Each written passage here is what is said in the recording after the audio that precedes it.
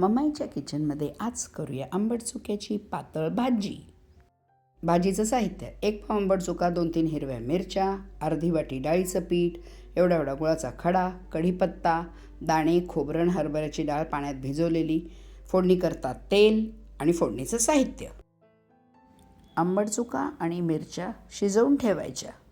डाळीचं पीठ आंबट चुक्यात व्यवस्थित कालवून घ्यायचं, गुठळ्या होऊ द्यायच्या नाहीत. फोडणी करता तेल टाकायचं आणि हिंग, मोहरी, कढीपत्त्याची फोडणी द्यायची.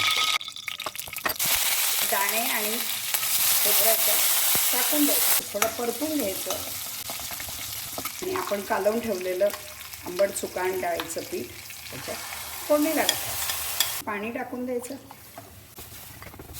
हे उकळत असतानाच ह्याच्यात चवीनुसार हळद, तिखट, काळा मसाला, धण्या जिऱ्याची पूड टाकून द्यायची. तो गूळ पण टाकून द्यायचा. चवीनुसार मीठ टाकून कोथिंबीर पेरून टाकायची. थोडी घट्ट होण्यासाठी 5 मिनटं उकळू द्यायची. या भाजीला वरतून मस्त लसणाची, हिंग, मोहरीची फोडणी द्यायची. चर्र आवाज आला पाहिजे वरतून टाकताना. आवडेल तेवढं तिखट टाकायचं. ही आंबट चुक्याची पातळ भाजी खाण्यासाठी तयार.